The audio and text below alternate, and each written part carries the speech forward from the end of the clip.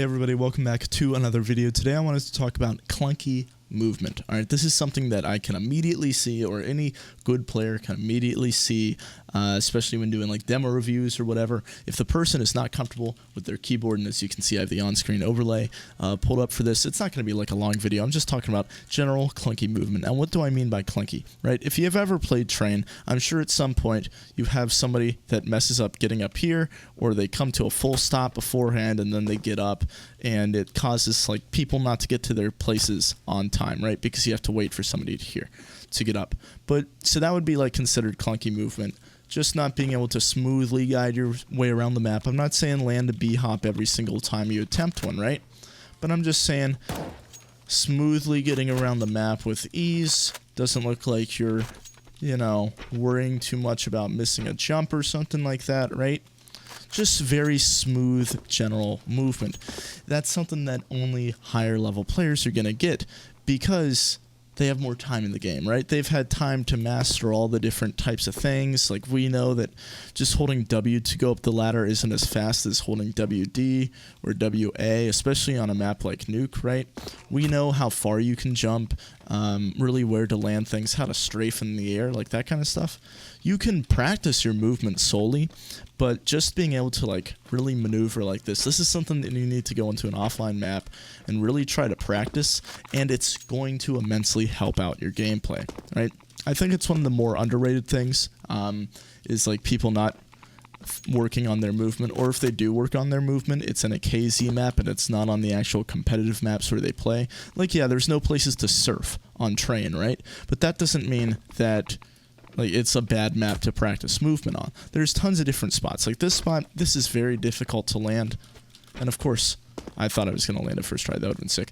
But very difficult spot or jump to land, right? And obviously, if you give it enough attempts, you can land it. I'll give it one more. No.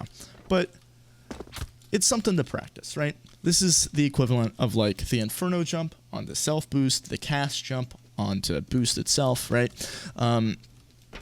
There's a couple different things. So there are key features in each map where having good movement can help you. The Mirage Cat jump, that's one of the easier of the default map pool, like kind of tricks that you need to know for movement. So some of the other main components as to why good movement will help you is, one, it gets you to your spot quicker. This is a good example. You know, X marks the spot. This is a commonly played angle, right? But if you can get to this quick, or, alright, maybe that's not the best example. Getting to this spot quickly as an opper, alright? If you can get to this peak with best spawn without getting interrupted, you have kind of good timing on somebody peeking out here.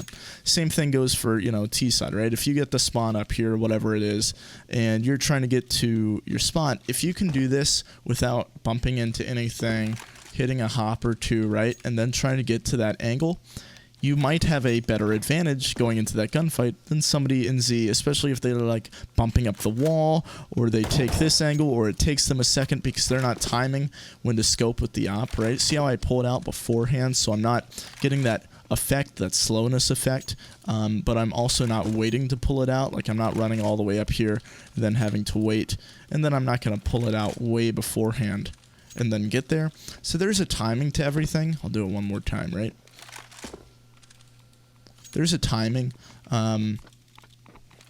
so it can get you to your spots faster. It can get you out of situations faster, right? If I'm right here, let me get another M4. Where's my M4? There it is. So if I'm, let's say, top blue, right? And I'm trying to take this fight, but I don't realize that my team is not holding ladder anymore, and I start to get spam from ladder, right? Getting stuck up on this ladder is very easy to do. So like, if I'm just running backwards right here, I'm just holding S, it's going to take me down this ladder. If I know that that's about to happen to me, I can immediately press spacebar and I fall off the ladder. Don't take any damage or anything, right? So having that kind of good movement is nice. Or let's say I'm playing right here, I got mollied, alright, trying to get up quickly, going up, you know, sideways, the WD, WA thing that I was talking about, right?